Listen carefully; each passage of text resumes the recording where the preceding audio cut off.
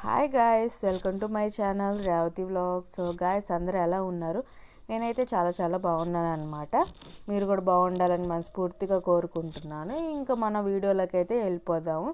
ఇవాళ అయితే మీకు చాలా టేస్టీ అయిన ఉసిరికాయ పచ్చడి అయితే మీకు చూపిస్తాను. నా స్టైల్లో ఎలా పెడతాను అన్నది మీకు ఇవాళ చూపిస్తాను ఈ వీడియోలో. సో ముందుగా అయితే ఫ్రెష్గా ఉసిరికాయలు అయితే కొన్ని తీసుకున్నాను. వాటిని నీట్గా మంచినీళ్ళల్లో బాగా కడిగేసి వాటిని శుభ్రం చేసుకోవాలన్నమాట. తడి లేకుండా క్లాత్తో, పొడి క్లాత్తో తుడుచుకొని ఒక పక్కన పెట్టేసుకోవాలి ఉసిరికాయలు అయితే. సో ఉసిరికాయలు నీట్గా తుడుచుకోకపోతే బూజు అయితే పడుతుంది. సో ఇది అందరికీ తెలిసిన విషయమే, కానీ నేను మళ్ళీ చెప్తున్నాను మీకు ఒకసారి. అందువల్ల నీట్గా తుడుచుకొని పక్కన పెట్టేసేయాలి. చేతులు కూడా శుభ్రంగా ఉంచుకోవాలన్నమాట. పచ్చడి అయితే చాలా టేస్టీగా ఉంటుంది, చాలా బాగుంటుంది పచ్చడి అయితే. మా ఇంట్లో అయితే వారం రోజులే ఉన్నది ఈ పచ్చడి. సో అంత బాగా తింటారు మా పిల్లలు అయితే. సో మరి మీరు ఎలా ఉసిరికాయ పచ్చడి పెడతారో నాకు కింద కామెంట్ అయితే చేయండి. ఇప్పుడైతే నేను ఇంకా ఉసిరికాయలు అయితే తుడుచుకొని పక్కన పెట్టుకున్నాను కదా. ఇప్పుడు ఉసిరికాయలని వేయించుకోవాలన్నమాట కొంచెం. అందువల్ల కళాయి పెట్టి నూనె పెట్టేశాను. నూనెలో ఒక్కొక్క ఉసిరికాయ అయితే వేసేసాను. ఇవి కొంచెం ఎర్రడాలుగా వచ్చేదాకా వేయించుకోవాలన్నమాట. సో వేయించుకొని ఇవి కూడా పక్కన పెట్టుకోవాలి.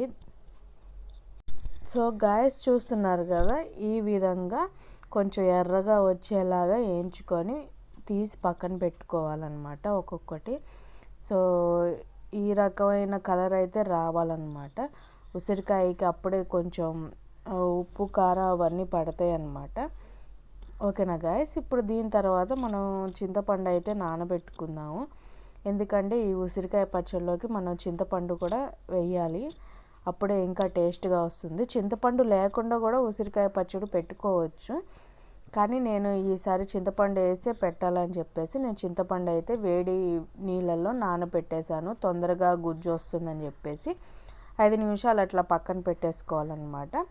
దాని తర్వాత వచ్చేసి మనం అయితే ఉసిరికాయ పచ్చడిలోకి కొంచెం చిన్న మసాలా లాగా చేసుకుందాము. ఇక్కడైతే ఫస్ట్ జీలకర్ర వేసాను, 2 స్పూన్లు ఆవాలు, జీలకర్ర వేసాను. సో మెంతులు అయితే లేవు ఇంట్లో, నేను చూసుకోలేదు ఆ టయానికి.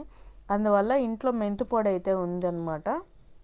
నేను కూరల్లో కూడా మెంతు పొడి వేస్తూ ఉంటాను. సో అందువల్ల ఇంకా మెంతు పొడి 1 స్పూన్ వేసేసాను అనమాట. అదే మీకు చూపిస్తున్నాను కదా. సో ఈ 3 చల్లార్చుకొని పక్కన పెట్టేసుకోవాలి. ఇందాక మనం చింతపండు నానబెట్టుకున్నాం కదా. సో చింతపండు వచ్చేసి లోపల గింజలు ఉంటాయి కదా, అవి లేకుండా చూసుకొని మనం నానబెట్టుకోవాలి.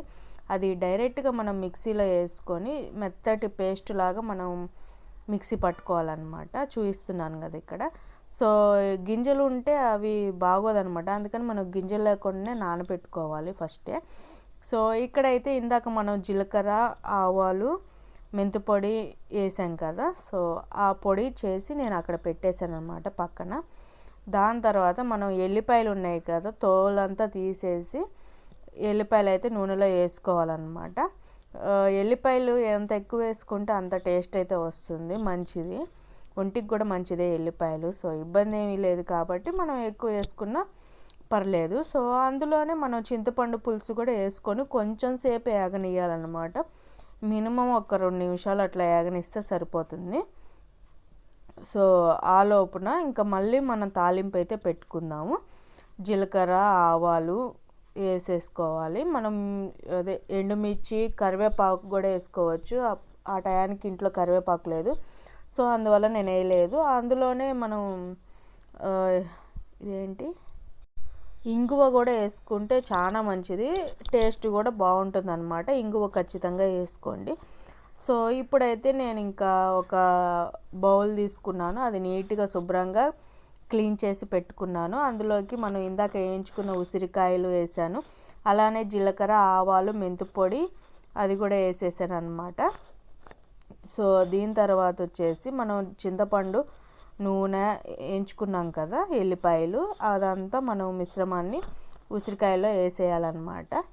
సో దాని తర్వాత మనం ఉప్పు, కారం కూడా వేద్దాము. ఎల్లిపాయలు అన్నది ఎంత ఎక్కువ వేస్తే అంత మంచిది గాయస్. సో ఇక్కడ కారం కూడా వేసాను. కారం అయితే 1 కప్పు వేసాను అనమాట, చూపిస్తున్నాను కదా మీకు. ఆ కప్పుకి తక్కువగా నేను ఉప్పు అయితే వేసాను. ఆ ఉప్పు కూడా వచ్చేసి మనం కల్లుప్పు తీసుకున్నాను. ఆ కల్లుప్పు అన్నది ఎండలో ఎండబెట్టాను అనమాట ఒక రోజంతా. సో ఎండింది అయితే మనకి పచ్చడికి అన్నది మనకి బూజు పట్టకుండా ఉంటుంది. సో ఉప్పు ఎండబెట్టకపోతే బూజు అయితే పడుతుందన్నమాట. ఎందుకంటే ఉప్పులో కొంచెం నీరు ఉంటుంది కాబట్టి ఎండబెట్టుకుంటే మంచిది గాయస్. సో ఇప్పుడైతే ఉప్పు కూడా వేసేసి ఇంకా మొత్తం మిక్స్ అయ్యే విధంగా మనం కలిపి పెట్టుకోవాలి. సో నూనె తక్కువైంది అనుకుంటే మనం 3 రోజుల తర్వాత నూనె వేస్తాం కదా, అట్లా వేసుకోవచ్చు అనమాట. ఇక్కడ తాలింపు కూడా నేను వేసేసాను. ఇందులో మనకి కరివేపాకు కూడా వేస్తే ఇంకా చాలా బాగుంటుంది టేస్ట్. సో ఇప్పుడు ఇదంతా మిక్స్ చేసేసుకొని పక్కన పెట్టేస్తున్నాను అనమాట. 3 రోజుల తర్వాత అయితే ఈ పచ్చడి బాగుందా లేదా అన్నది మనకి తెలుస్తుంది, కరెక్ట్గా కుదిరిందా లేదా అన్నది. అది మనం ఏ విధంగా చూడాలి అన్నది నేను మీకు చెప్తాను గాయస్. సో గాయస్ నేను చెప్పాను కదా, 3వ రోజు అయితే నేను ఓపెన్ చేశాను పచ్చడి అయితే. నూనె అయితే పైకి తేలింది కదా, నేను చూపిస్తున్నాను కదా మీకు. సో ఇప్పుడు అయితే మీకు నూనె సరిపోలేదు అనుకుంటే ఇంకొంచెం నూనె అయితే వేయచ్చు అనమాట. సో పచ్చడి అయితే చాలా బాగుంది.